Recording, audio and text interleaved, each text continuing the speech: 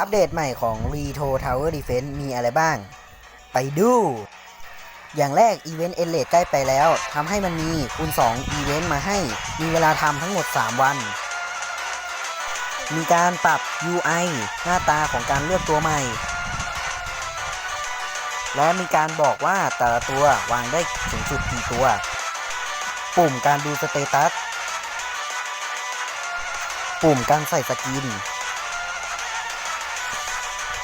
ปุ่มการโชว์ตัวและปุ่มกดดูสกินทั้งหมดของเรา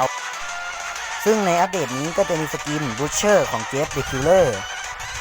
คาวของเอล Dark Magic ของแม่มดและสกินไฮไลท์อย่าง Virtual Insanity ซึ่งทั้งหมดนี้เป็นสกิน Exclusive